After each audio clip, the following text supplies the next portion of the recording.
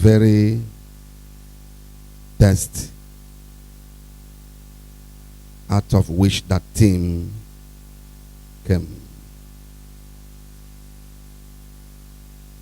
Chapter 2, verse 20.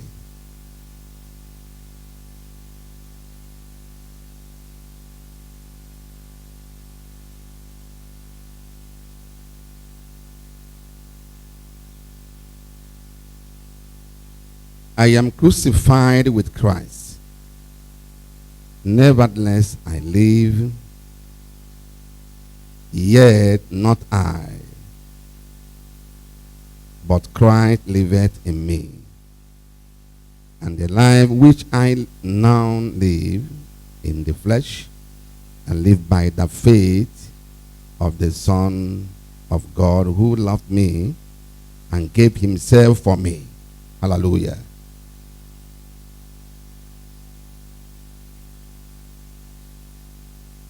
This scripture signifies that there are two lives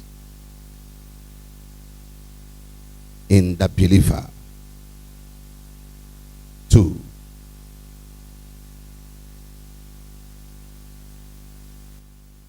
So there are three personalities here. One is the first I Paul used. He said, I live, referring to Paul. And then the second I is not referring to Paul when he said, not I that lives. That second I is referring to another personality. The monster himself, the self-life. He says, not I in that live, but Christ. So Christ is the third personality.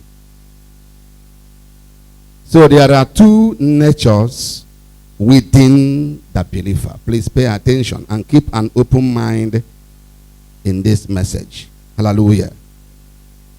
Not a biased one at all. If I say something that might offend you, don't be offended, because I don't have you as my target. Hallelujah. It just may be what occurs to me to say. So, in my illustrations, if I use denominations and I mention names, they may not be the best and they may not be the worst. Hallelujah.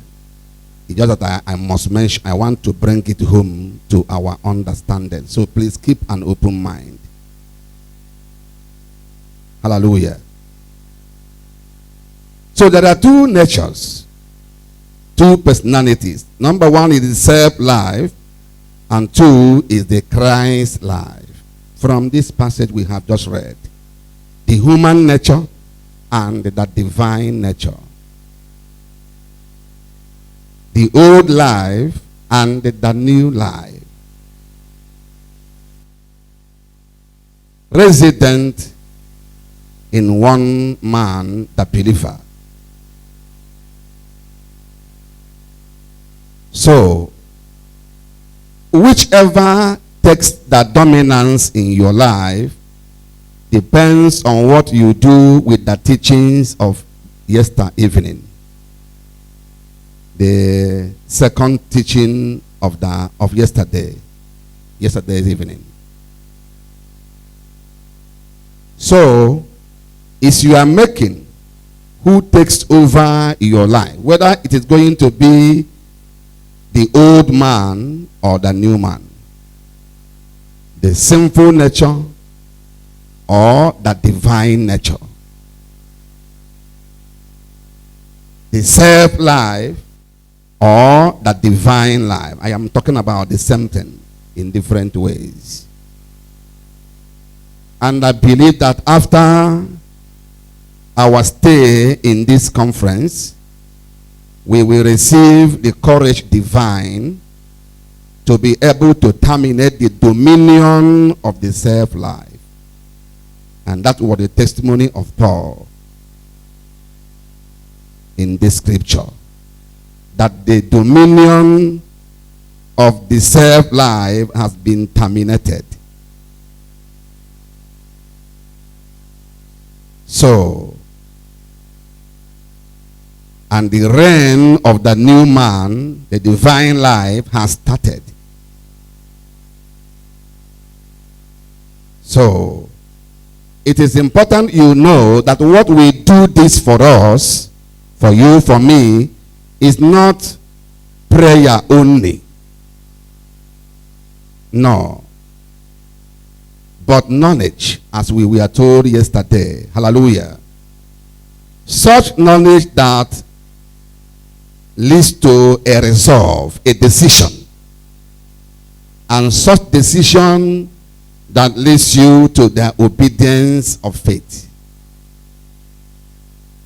So, I pray you to be patient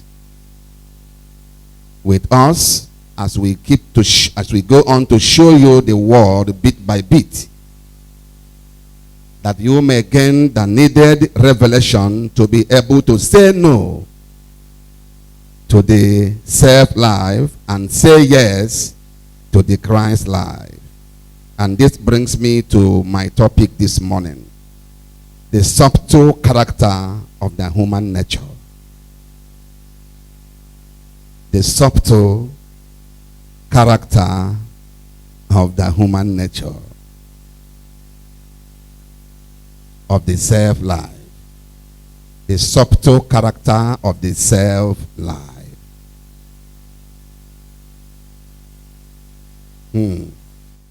Hallelujah.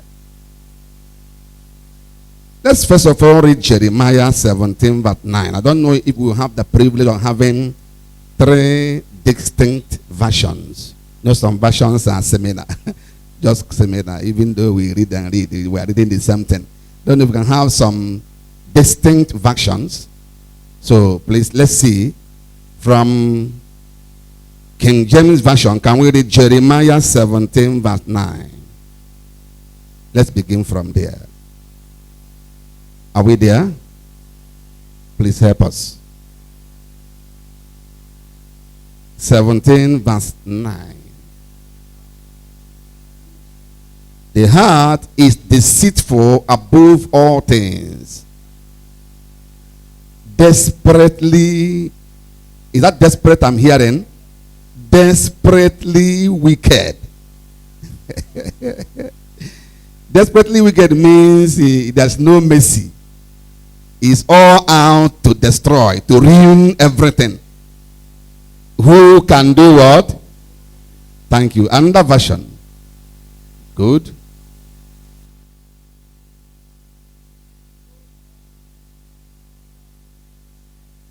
That's wonderful. And beyond cure. It's not curable. You cannot amend it, improve it.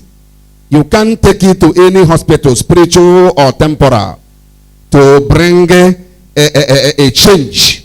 He said you cannot, it's not curable. Let's stop with these two. You are giving us maybe what we wanted. Now, it's important to ask, which heart is God talking about here? Is it the biological heart that God created? Is this heart God is describing here part of God's creation that he pronounced very good? What is this heart in question that is desperately wicked and beyond the cure, that you cannot improve, you cannot change, so don't even try. You can't develop. What is this heart? The sinful nature. Is anybody hearing? This is the description, the Old Testament description of the old nature, the sinful nature. which we all received from Adam, which Adam did not receive from God. Hello, sir. Are you following? We received it from Adam, but Adam did not receive it from God. So the sinful nature is completely the devil's nature, which Adam received by obeying the devil. And God is describing it here, that it is desperately wicked and it cannot be cured.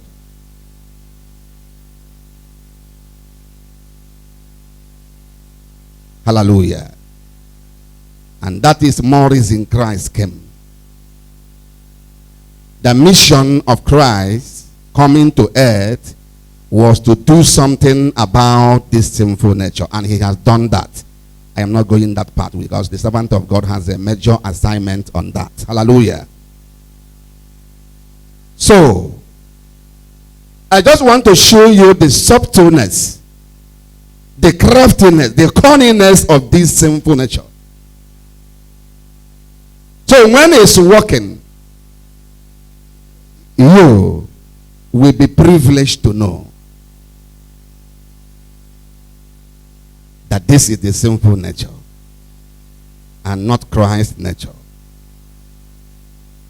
Now let's go to Matthew. We are dropping or stepping down gradually. Matthew 7.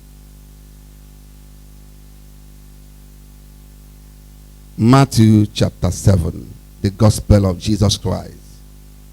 Matthew.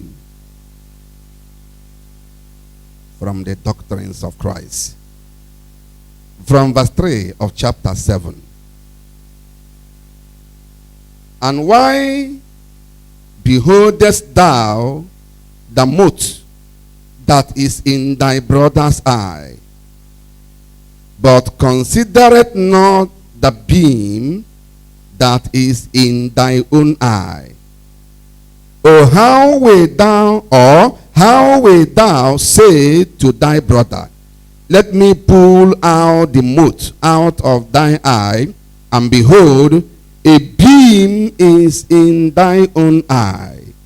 Thou hypocrite, first cast out the beam out of thine own eye, and then shalt thou see clearly to cast out the mote out of thy brother's eye. Hallelujah. Give not that which is holy. Let's stop there. To 5 now. Now, what is this scripture telling us? Is it telling us that we should not tell people that they are wrong when they are wrong? No. You know as well. Is it telling us that we should not rebuke people when they err? Capital no. You also know. What is the scripture telling us? That we should first see ourselves before we see others. That we should first watch ourselves before we watch others. That we should first of all take close note of ourselves before we begin to divide, scrutinize, and take note of others. But these things, the human nature will never allow us to do. That is, if you allow him dominate.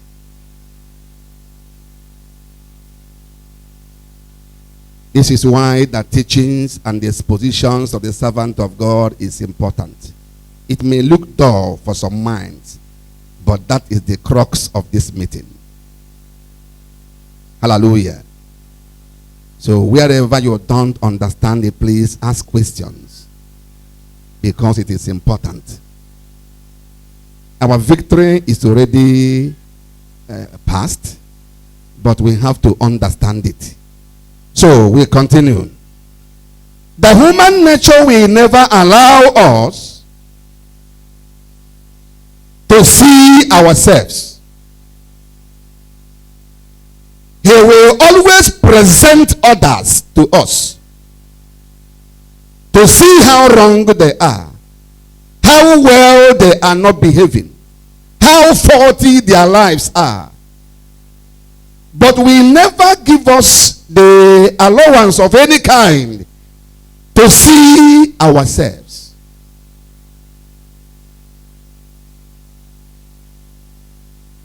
It will allow us, give us the bragging right that we are holy and alright. And so allow us brag about ourselves and our standing,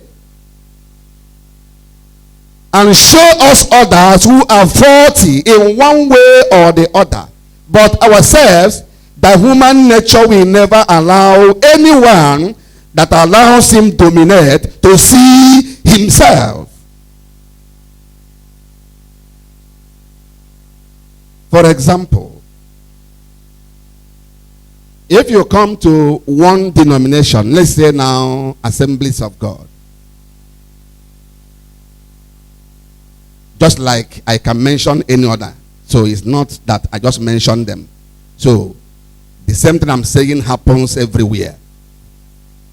If you come to say Assemblies of God, you will always hear them talk about the errors of others, the pitfalls others have, the wrong doctrines and behaviors of others. Everything wrong they see in others.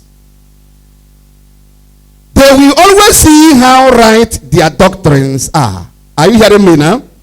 How correct, how they are the best doctrinally, how they are the first by reason of history and time, and so on and so forth. Is it okay? And you go to one of those ones they are criticizing. You say, let me be there, let me see. And you come there, let's say Deeper Life. You get there, which maybe Assemblies has criticized. You will want Deeper Life to be talking about those things Assemblies are crying about them. But you won't hear it from them. They will be telling you how holy they are, how perfect they are, how correct they are. The only wrong thing you will hear from them is the wrong thing of others. Where others are wrong, where others are not doing it well, and why others will go to hell, why they are not going to heaven. And you want them, you want to, but what about these things I heard about you? You will never hear them mention them. And it is something everywhere you go, including your own. Hello, sir? There's something everywhere you go. And who is doing this? The human nature. The human nature is the person doing this, because he's subtle and crafty. Very, very. And that is why every radio station tells you they are the best. They will always have the slogan to put themselves first. Around us here, you will hear their slogans. Yeah? Many of them. The pride of the East. Are you hearing now? The voice of the East. And so on and so forth. They always tell you they are the best.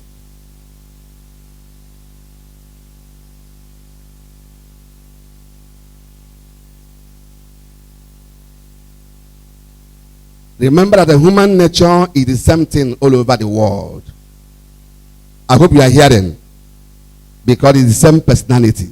It's the same thing all over the world. It doesn't matter the color or education or social understanding. The human nature is the same. It's not different. So, number one character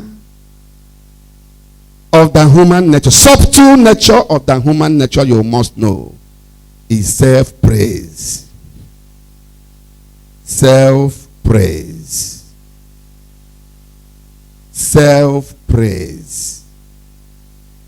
Ututo nkonwe is never the attitude and the nature of Christ, but the nature of the self-life. It's important you know. Proverbs 20 verse 6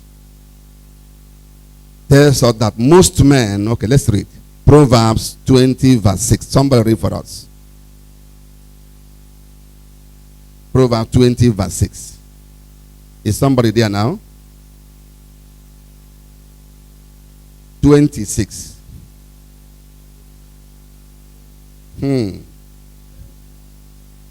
Most men will proclaim everyone his own what?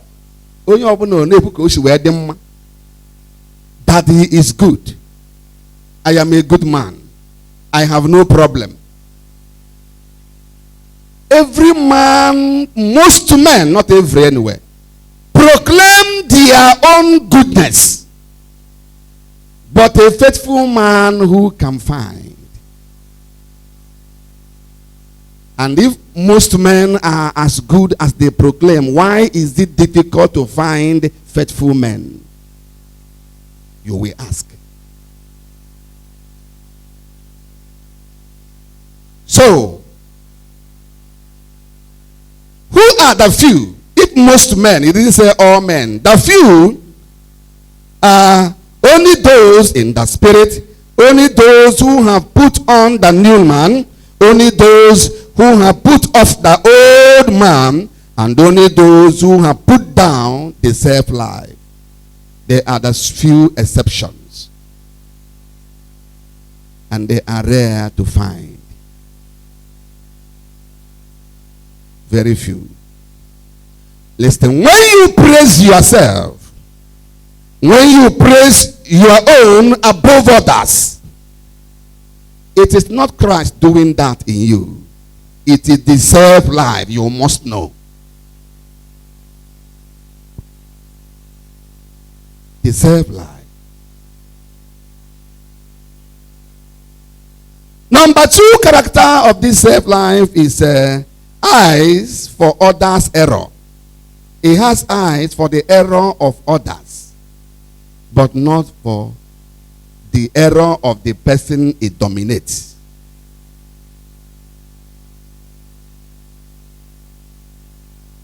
If peradventure you manage in any way to see your fault when the old man is dominating you, he will try by any available means to convince you that your fault does not matter. That what matters is the fault of others. That is if he allows you to see it at all. Or you manage to escape and see it from any other angle apart from his glass. He will now come to convince you that your fault does not matter. That what matters is the fault of others.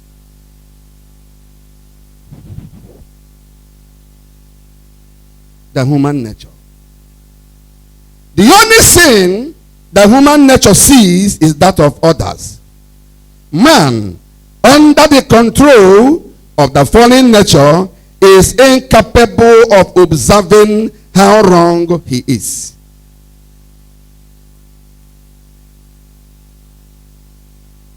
Incapable. But quick to observe how wrong others are. Human nature, even in the midst of wrong, does not think that it matters. The only problem, the only thing that matters is to human nature is the error, the wrong of others. So, the street hawker sees the producer of goods as the problem. And the good producer sees the distributors as the problem. The distributor sees the government as the problem. The government sees the people as the problem. Who now is the problem? The human nature. The human nature. Do you know that even the president blames the people for the evil in the land? Don't you know that? The people blame the president blames the people. The church blames the government blames the church. Who is the problem? The human nature. You will never allow man that he dominates to see how wrong he is, how he is not doing well. It will only show him how others are not doing well. I don't know if you are following.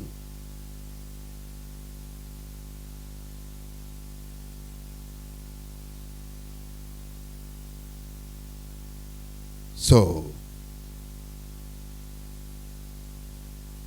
let's see the first sign of this, of the activities of this human nature, the character of this human nature in history. In history. Genesis 3.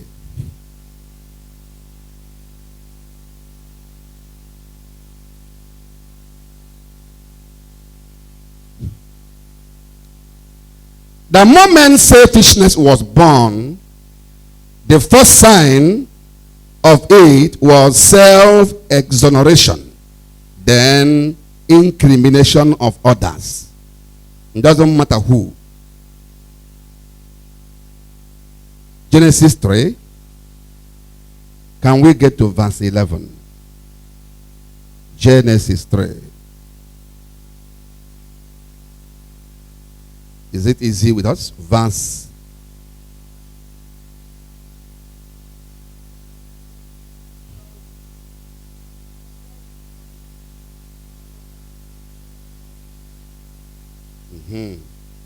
And the man said, the woman whom thou gavest to me to be with me, she gave me of the tree, and I did eat. Who is the problem here as far as Adam was concerned? The woman. Are you following? The woman. Now verse 13. And the Lord God said unto the woman, what is it that thou hast done? And the woman said, the serpent beguiled me. As far as the woman is concerned, who was the problem? The serpent. The human nature will always show you someone else that should die, not himself. Even if he's in error, his error is not worthy of the punishment of death.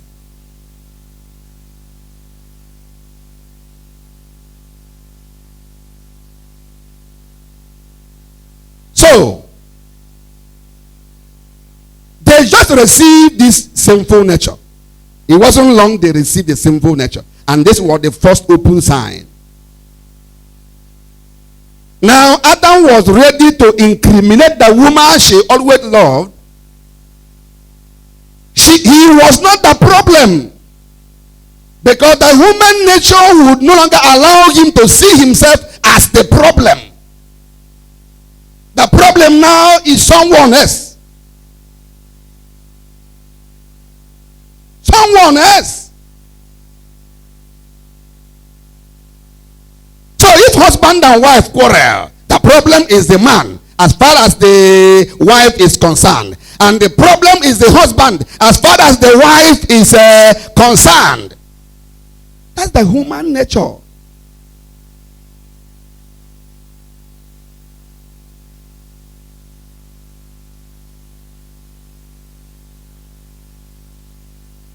Man, under the influence of the human nature, cannot see the gravity of his own sins, but he can always see the gravity of the sin of others.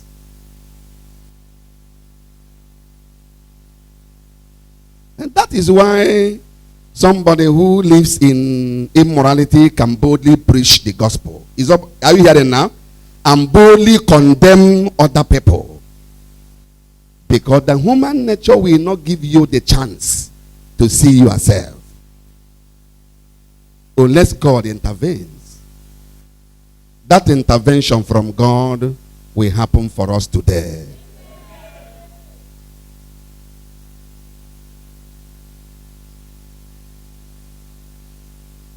The first thing a man sees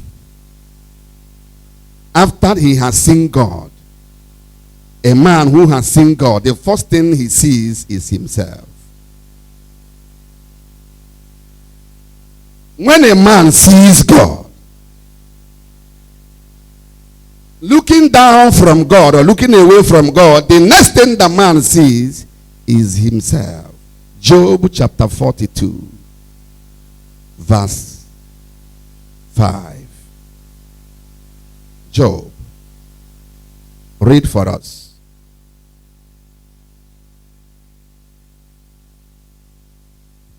Oh, okay. Let me come. Keep it here, so I don't jump anything. Hallelujah. Let's give first example and second example before we come to Job. It's like I jumped something. I was talking that a man under the influence of the sinful nature cannot see his sin, no matter the gravity of his sin. Let's give two examples on this. Number one, Cain, Genesis 4.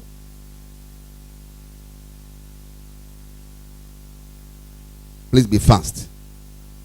Genesis 4, verse 8 down to 14.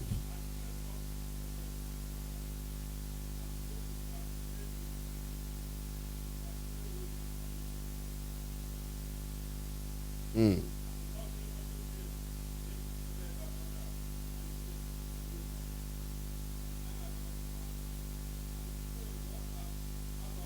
Mm.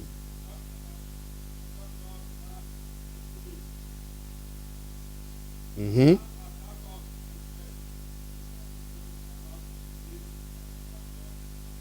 Uh-huh.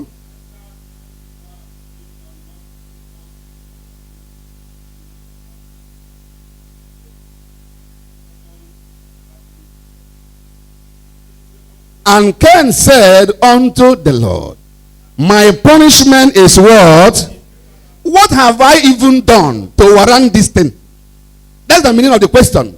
My punishment is great. What even have I done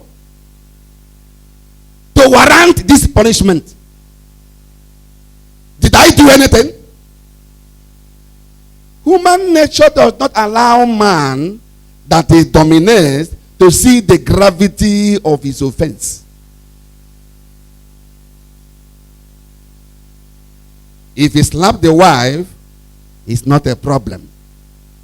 But he will boldly tell someone who only caused the wife, are you hearing, that you are sinning? The human nature.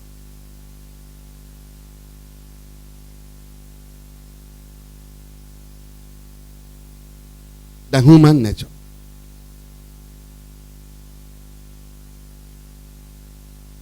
And you know the story of David. Let me save you the time. After he committed adultery, and then followed by murder, arranged, stage-managed murder of Uriah, you know. And then a prophet came to him. But this time he never saw anything wrong. What he did was normal. And is pardonable. Not a big thing. After all, why didn't Uriah return to his house? Didn't I tell him to go back to his house? Why didn't he go back there? If he had gone back to his house, should he have died? That is the man that committed the offense, Uriah. So for him, he was just doing his work. So when the prophet came to him and told him a story, you know very well, that there was a certain man that had only a female lamb. And this man cherished this lamb of his. So it was like the wife. They stay together, they play together, and so and so. But then the rich man had many of this lamb in his house. A neighbor, who is the rich man of this poor man. And one day, a visitor came to this rich man. And when he came, the rich man saw ready before him that beloved lamb of the poor man. And he took it and killed and prepared a feast for his visitor. David raged. You know, the human nature can allow you to become outrageous against the offense, minor offense of others, but blind your eyes against the major offense of yours. It can do. It has the capability. In fact, it's in his nature to do so. David raged. So the man that did this thing must do what? Die today, not tomorrow.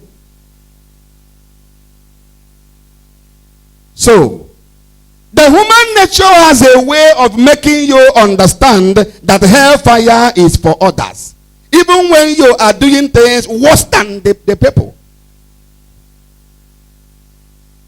It has a way of making you think that they, not you.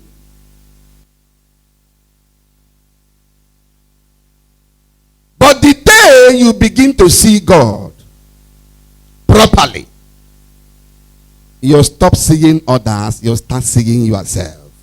Hallelujah. You start seeing more of yourself and less of others. The day you begin to see God. And that takes out of the scripture I quoted, Job 42 verse 5. Now read.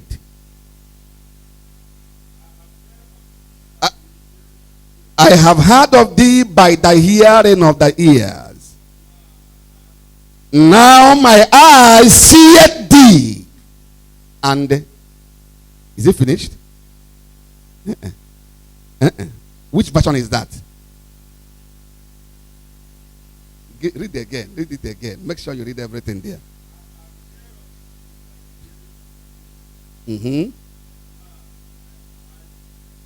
Okay, now cease. Oh, thank you very much. Therefore, that because I have seen you, I abhor who? I loathe myself. No, when abu.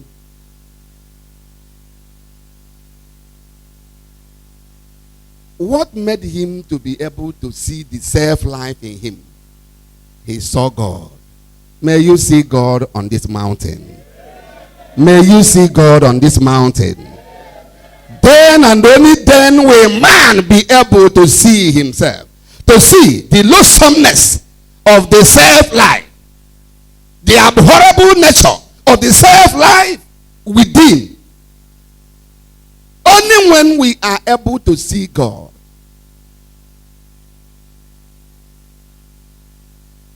Now, remember, Job was declared a perfect man. Are you hearing now? And he could bank on that and continue to brag on that. That's all right.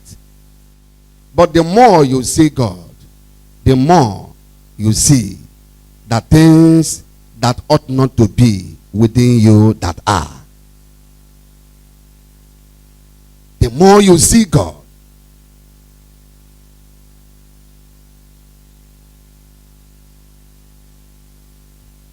No matter how good we think we are, only in the eyes of God can we see how good we are not yet.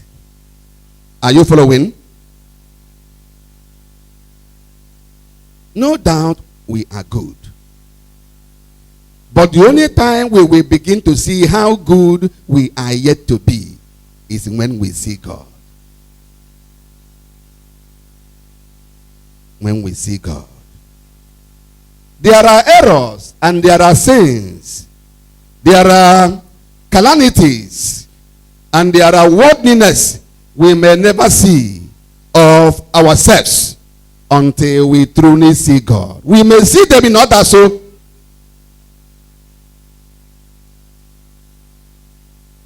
we may see them in others. But when we see God, we begin to see how undone we are ourselves also. Isaiah chapter 6, that you know. Isaiah chapter 6, verse 1 and verse 5.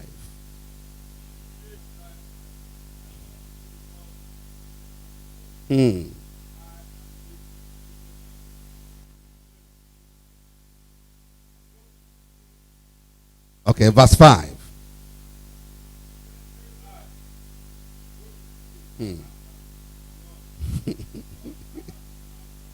Hallelujah.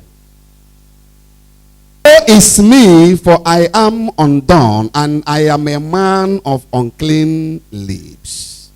You can sit down. Why was he able to realize this about himself?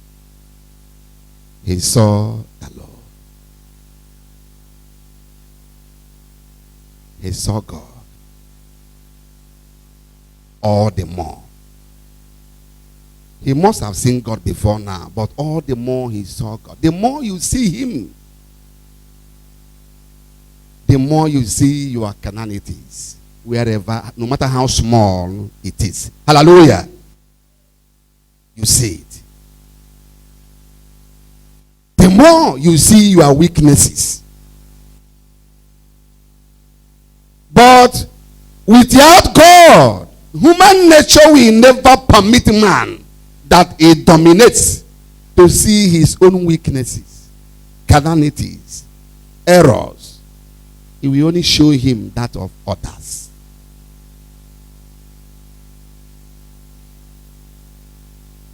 Next thing. Because it takes God, it takes the Holy Spirit to show us all the wings of sin, all the wings of adultery, all the wings of covetousness, all the wings of idolatry, and all the wings of pride.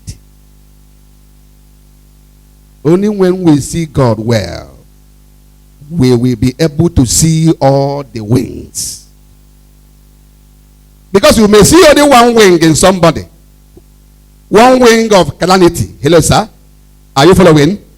The human nature will show you one wing of calamity in another person and will magnify it. But there are 3-4 wings of the same calamity in man, in me, in you. That the human nature, that is if it dominates your life, that will never allow you see.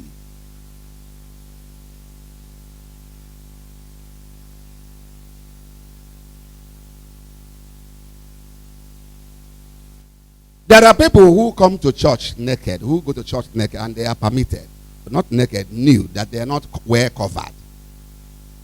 They throw everything open. It's a wing of calamity, and you see it because you are covered. Are you hearing now? The human nature will say that you are covered, you are going to heaven. That these people are hell-bound. Yes, they are. But what about the wing of calamity around you? You abuse your husband. You quarrel with your husband. You are a troublemaker in one way or around the neighborhood.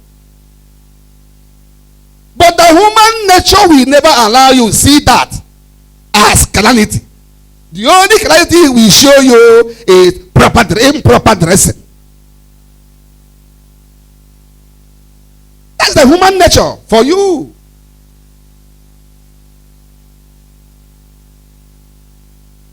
If peradventure somebody you come across somewhere that such attitude of yours, clarity of yours is condemned, the human nature will be very fast to tell you that one doesn't matter. And we give you 1,001 reasons why you are right remaining in them. Why you should go on abusing your husband or insulting your wife and so on and so forth.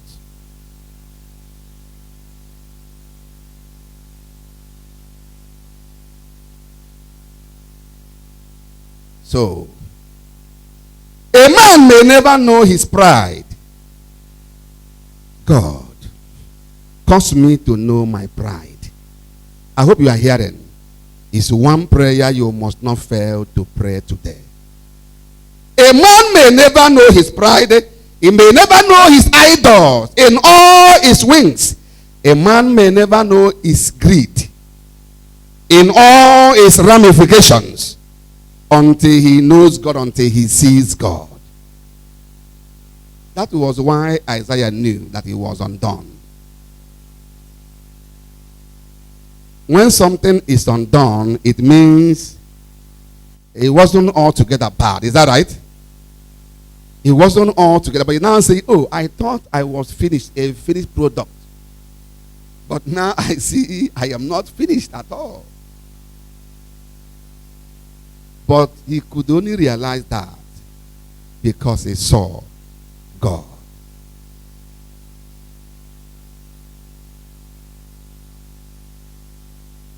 So, don't tell me you have seen God when you fail to see your deficiencies.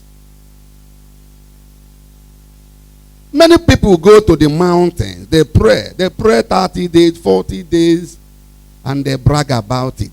And you watch what they have seen. They have seen promises of mansions. They have seen promises of breakthroughs. And so they never saw themselves. So they didn't see God. I hope you are hearing. They did not see God at all.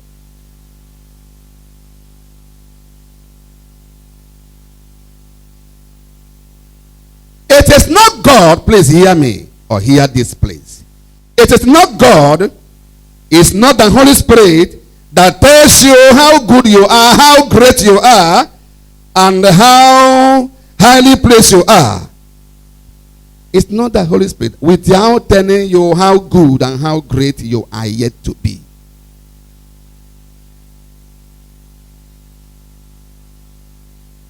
The Holy Ghost will tell you, I'm not saying he will not tell a man you are doing well. Are you hearing now? But he will not end it without telling you how you are not doing well.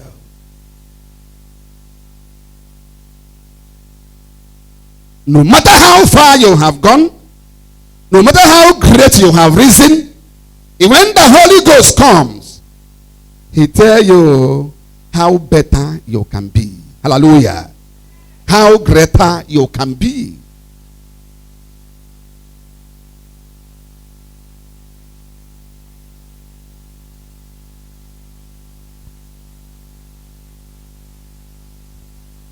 So Jesus said, when the Holy Ghost comes, John chapter 16, 7 to 11. Because man on himself cannot see the gravity of his own sin until there is the intervention of the Holy Spirit. John 16, 7 to 11. And when he is come, he will reprove, because the human nature will never do that. Hello, sir? When and of righteousness and of judgment. You can stop there. Jesus knew that he will take the hand of God, the hand of the Holy Spirit, to show man his sin.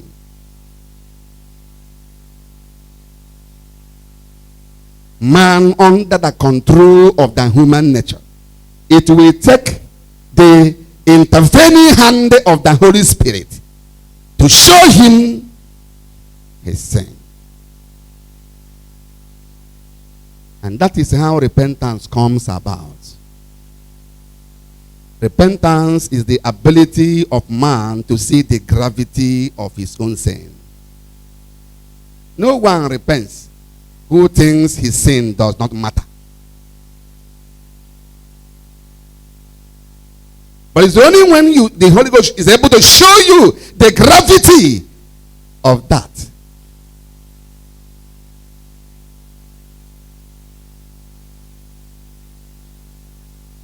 Except God shows us our faults, our human nature, we never let us to see them.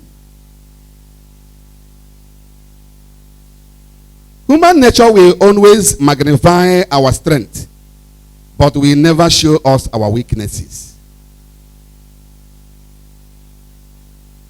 He will tell you, you are praying, you are praying, you are praying, you are praying. That is good to be praying. But he will not tell you other areas of your weaknesses. But only in the spirit. Only as Christ lives in us can man see the wretchedness of the human nature. Only in the spirit can we begin to see the weakness of our strength, the folly of our wisdom, and even the poverty of our riches. I hope you are hearing. 1 Corinthians 4, 6 to 7. I am about ending, so do not think I am going to drag this matter for so long.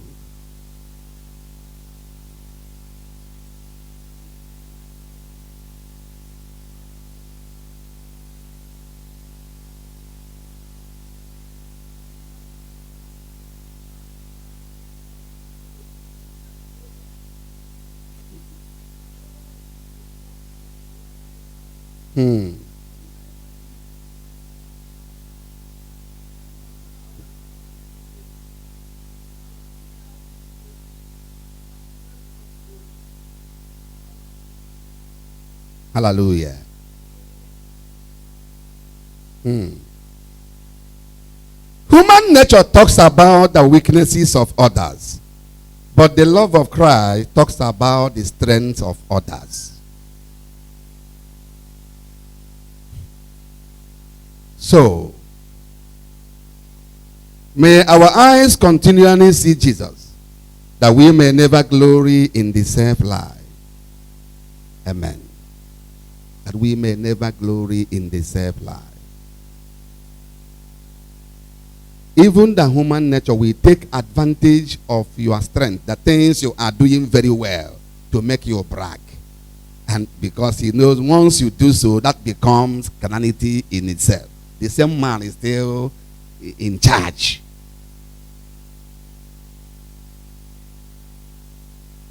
Holy Ghost, shall we stand?